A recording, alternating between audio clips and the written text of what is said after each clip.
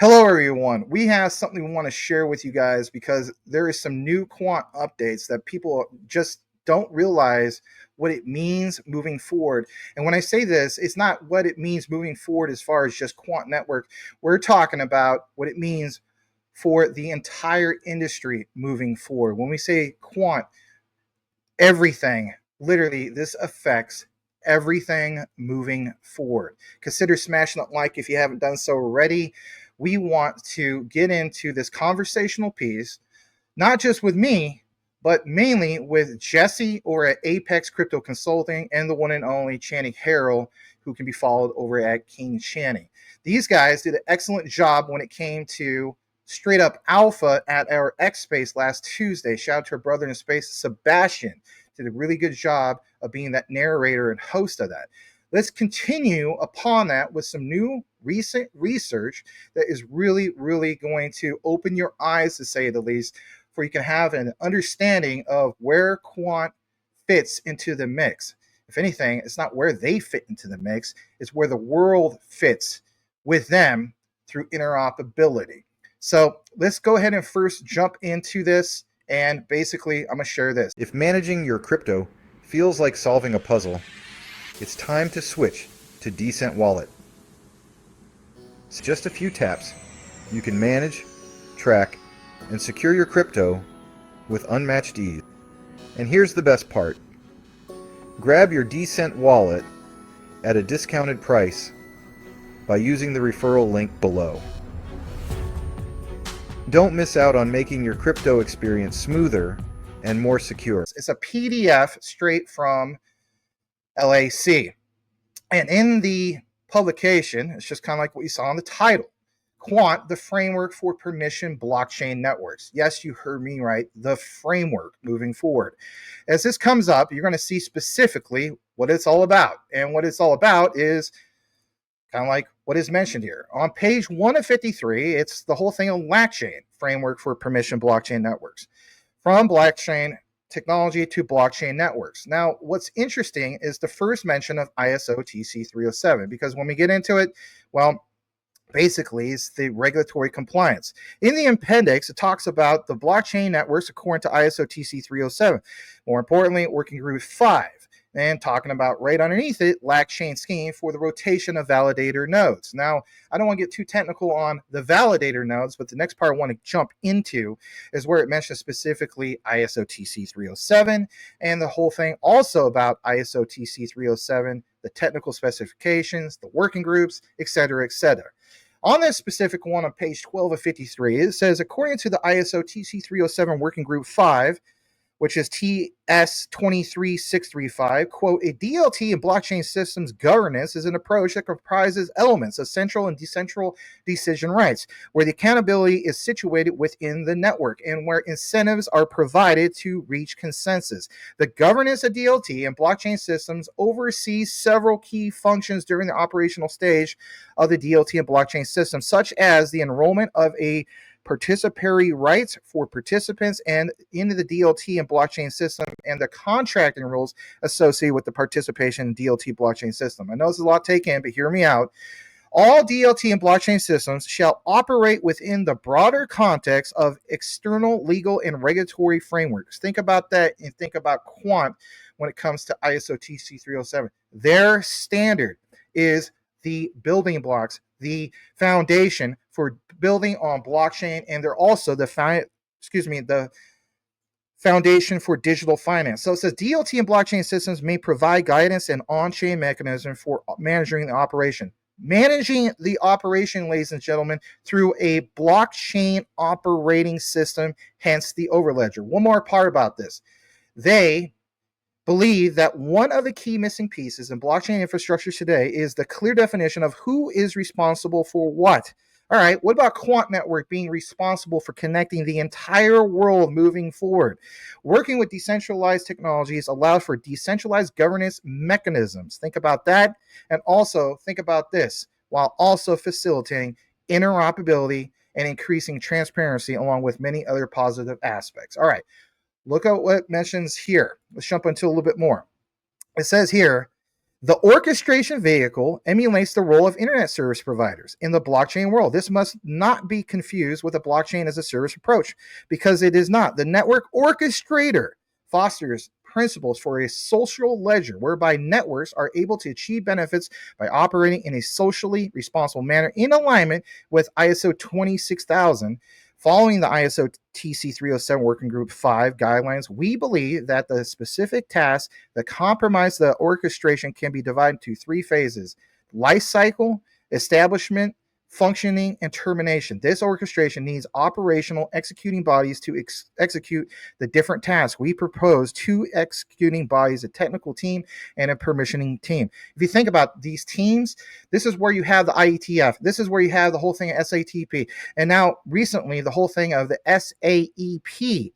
And also we have people from colleges. We have people like Dr. Luke Riley, on and on. But where the case be, in this document, you see constant references about the concept for a public and private regard to networks, and the ones defined in alignment with ISO TC 307.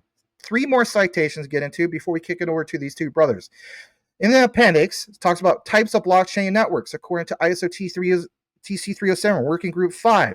References Bitcoin and Ethereum, but it's how you scale it up from here on the private and public level. And they even cite things like the hundreds of public, or I should say private blockchain networks, more specific, IBM Food Trust, which we'll have on another outline about food, Energy Web Token from Energy LAChain, and of course the EWF. The last two citations reference once again the whole thing of what ISO TC 307 brings, and of course some other key things. And when we get further into this, you're going to see a bombshell of this discovery here. And this is where you have decided to stick around, hopefully, because in this citation, they reference 1988. And as we know, when it comes to 1988, you have the whole thing of the Economist.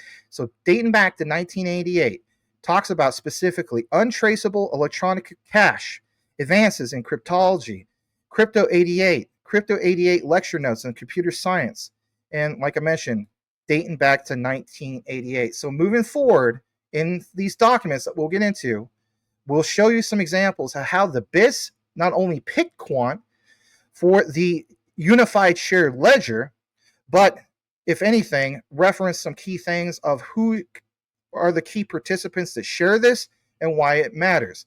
For now, we're going to kick it over to Shani and also Jesse for this conversational piece that I think is very, very important. This is an exclusive that we have for you, and we're glad to provide it to you. I mean, it's just like we always say, that ISO TC 307 is the global standard for building on blockchain. It's kind of sort of like what Enzo Villani said. He's a Fortune 500 CEO who talks about the acquirement of QNT and why he does it. He says that it's because it's almost like they are the Cisco router for Web3. They touch and connect everything with everything. And this document only backs it up even further. I know a lot of times we talk about working group 7, which is interoperability, but there's 8 working groups in all. And these things are tackling different parts of literally countries' economies, bringing them all together into one space so that countries can move forward with the DLT space. So this is another amazing find from Quant Papa, and Maximus bringing it to us. It's incredible. It's incredible to see that the work that they have put in for almost a decade is now finally starting to show in the actual public in multiple different ways. Nice. Yeah, and they're not even showing us 5%. I think this is just what we're able to dig out, right? For me, is when you look at the interoperability standard, the TC 307, like you said, the fact that it's the interoperability standard, yes, but like it's 8 standards or even more, like within those standards. So you've got data management, like it's standard within standards. It's just insane. And the fact that it's Gilbert Verdian that brought that created that, right? Because he knew that blockchain needed interoperability before anybody else even knew that we needed it, but he also knew that we needed the standards. so not only did he knew that we needed interoperability before everybody else, he actually knew that we needed to standardize it internationally. and he knew which were the correct bodies and standardization associations to do it correctly. And then on top of that, you've got, you know, the SATP, which is the re-architecturing of the internet, so a new standard there. I mean, just like, this is just more proof that the guy is such a goat, right? Like, it's just insane.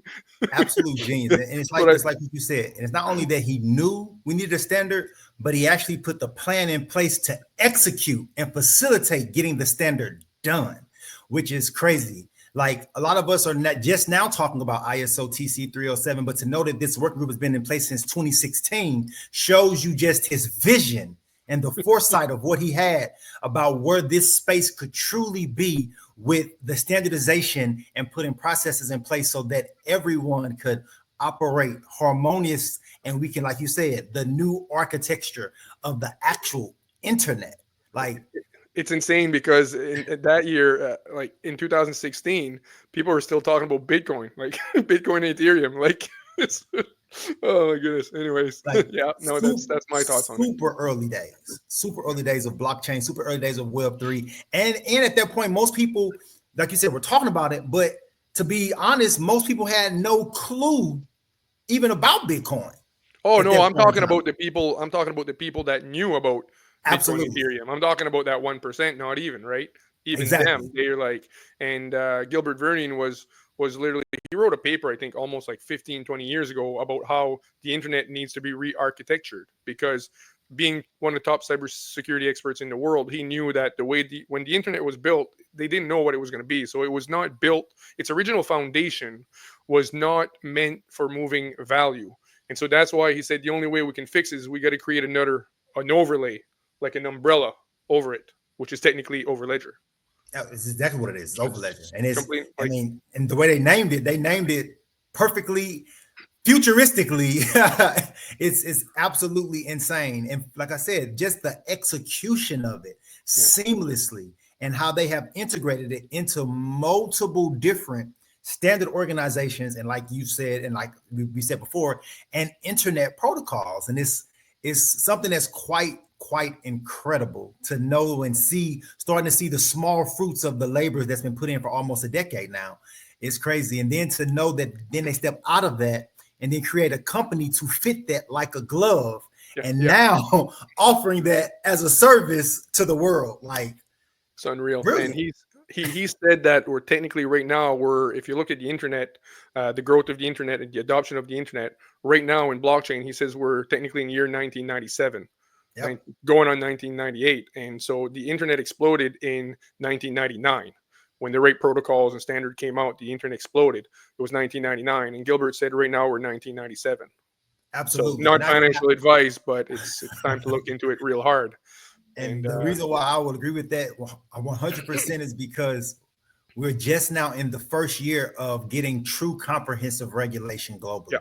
And once this regulation goes into place globally, it's going to give all of the big boys the confidence they need, or the confidence that was taken away when FTX had its calamity, and they all went back like, no, okay, we good on this for right now.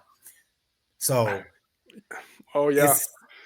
it's a time. It is definitely a time. I don't mind being 1997 right now. No. Let me pack my bags. Give me a bit more. Welcome back, everybody. brother.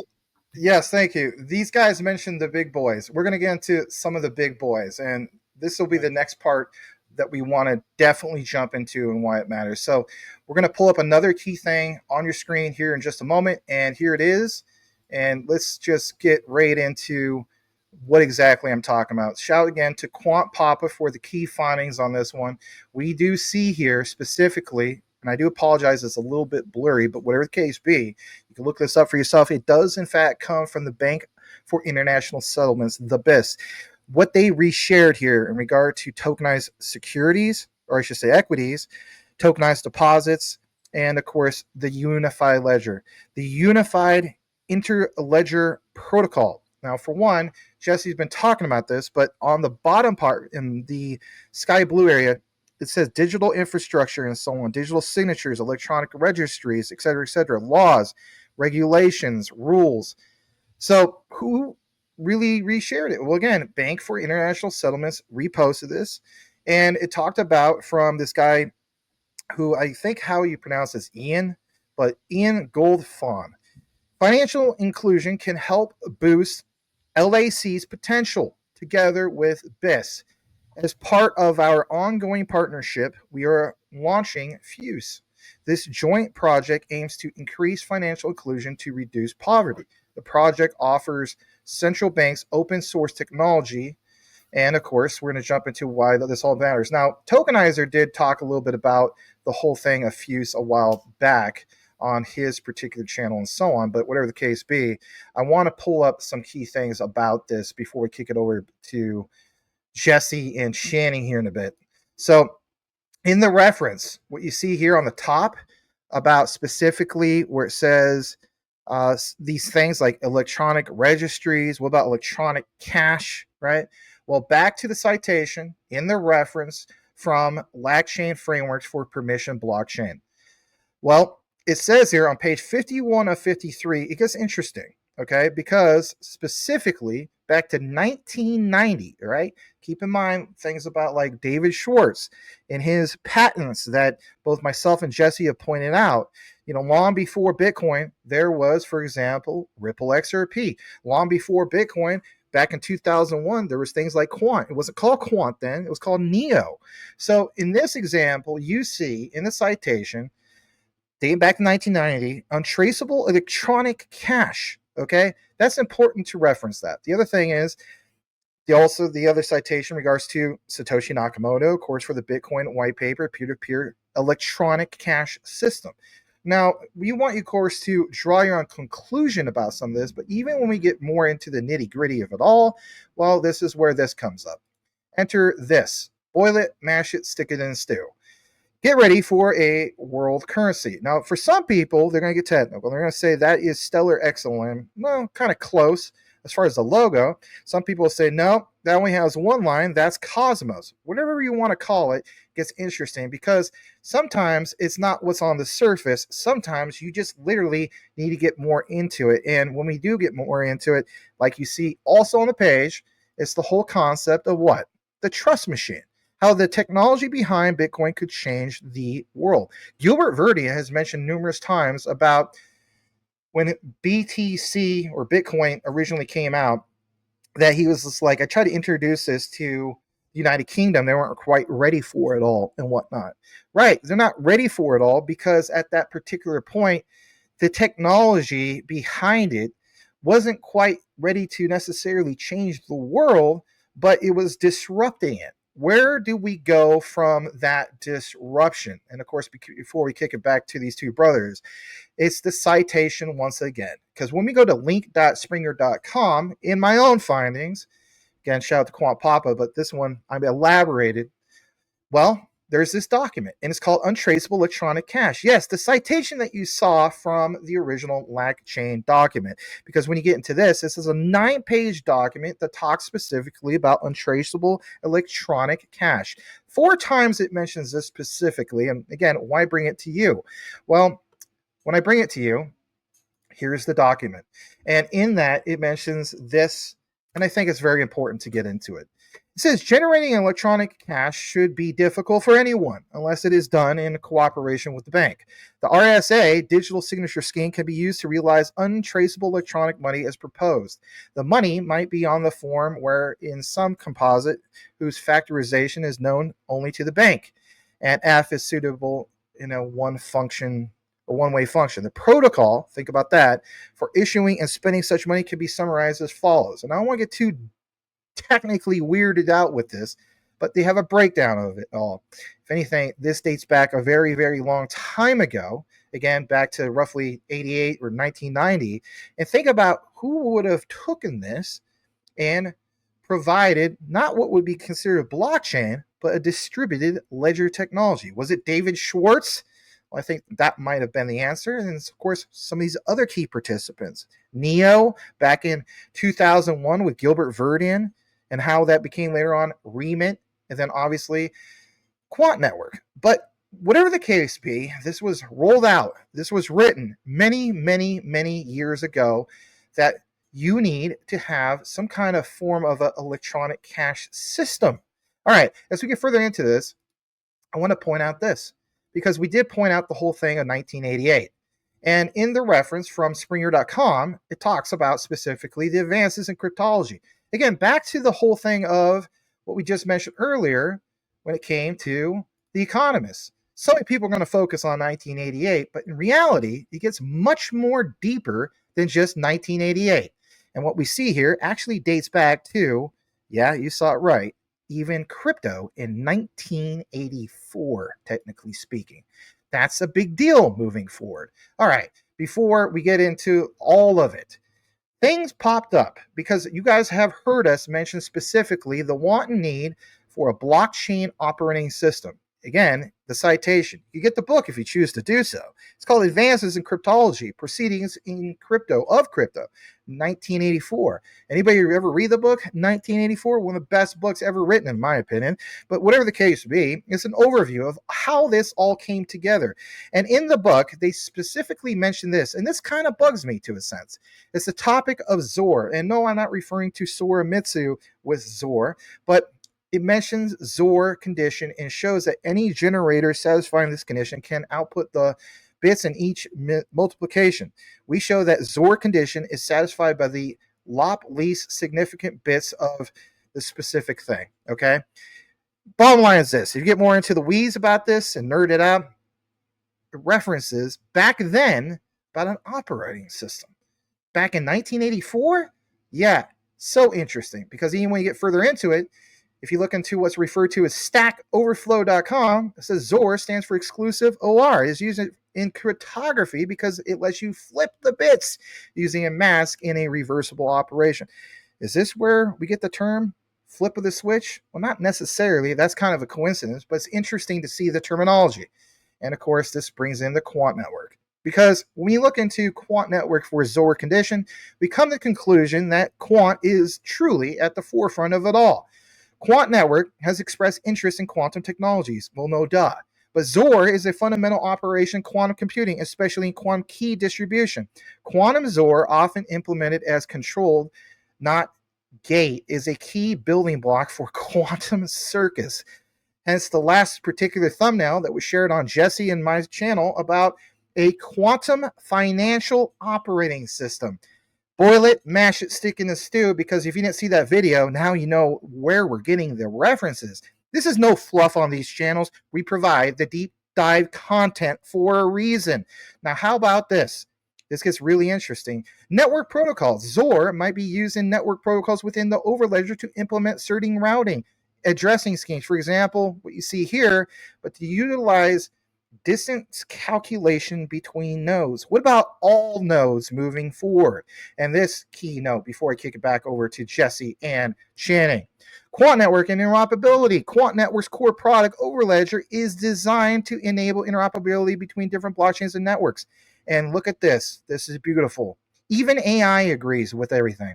The use of a foundational operation, hence Quant mentions they are the foundation for building on blockchain, like Zor, could be integrated into the core logic of Overledger for tasks related to data handling, security, and communication between diverse systems. It doesn't say if, it's the use of a foundational operation. This is where I will pull myself off and kick it over to these two key brothers, because at the end of the day, we are involved with the next Microsoft for blockchain and Web3. We're so glad to provide you guys this type of content.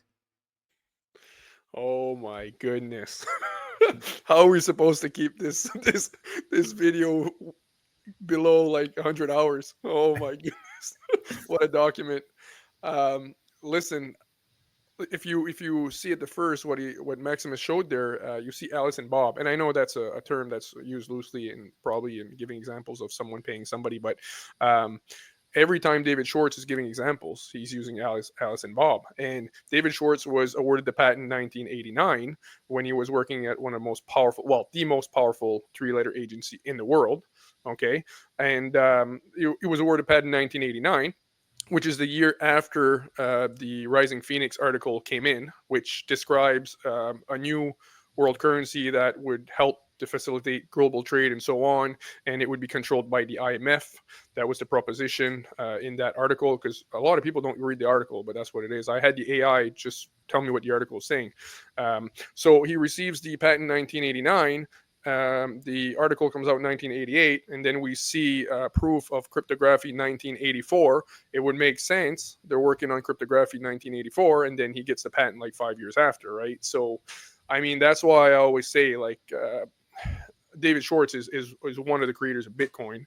They're probably obviously a few people working on it, and now I was telling earlier, I was saying I'm not convinced that when Gilbert Verdian, I love him, don't get me wrong, but I'm not convinced when he says that he found the paper for Bitcoin, found out about it, and he was waiting for the technology to come out. I'm not convinced, and this document pretty much, in my opinion, kind of not necessarily maybe proves, but it certainly gives an idea that I was probably right there, because like you see, he's using the same technology as Zor, right? It's like what we just showed there.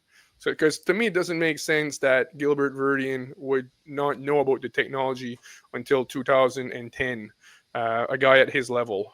And then this paper kind of gives me indication on what my hunch was.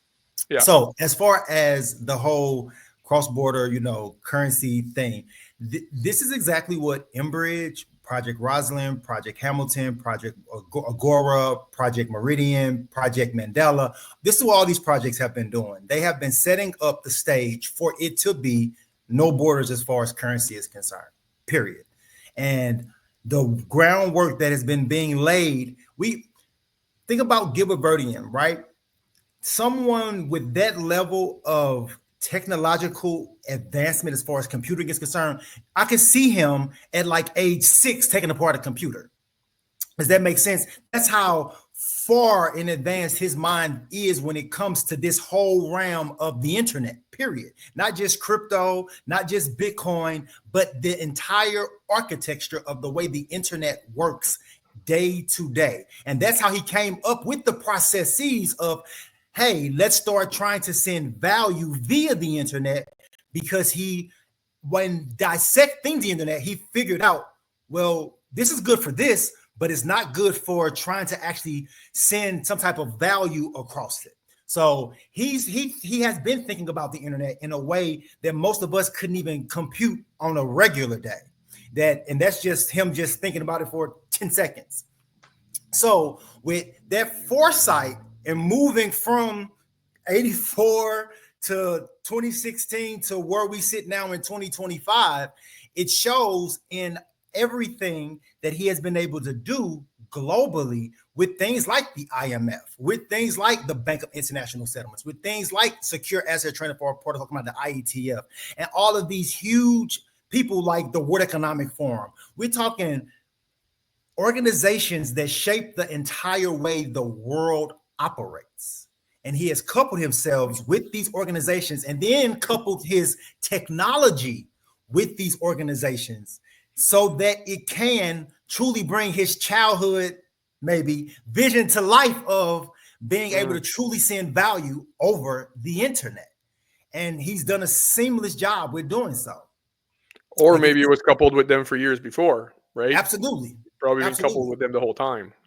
I believe we had Maximus and I had a video, and I believe we had tied him to the CIA, and maybe even we're talking about Gilbert himself, and the one here in America. What's one here in America? It's the end. They're both America. They're okay. I'm honestly, I'm a bit nervous of saying the names, because don't want to be bad bad, but I'm probably over nervous. It was the MI6 one that we tied him to as well. Oh yeah, that's the British. That's the one in I think it's British. Yeah, exactly. But the other one I'm always talking about is the one that starts with an N. Yeah. With that said, guys, listen, we're gonna give you that cliffhanger. I obviously got you on the hook on this, and you're really interested about it. Well, you don't want to turn this a 1 hour video.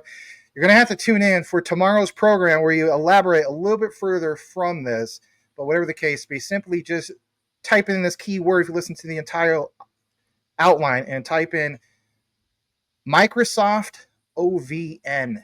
Think about what the OVN is. We'll know that you listen to the entire outline. On behalf of myself, Channy and Jesse. Know what you have, know what you hold it. The research trumps FUD 110%. We'll see you on the next one.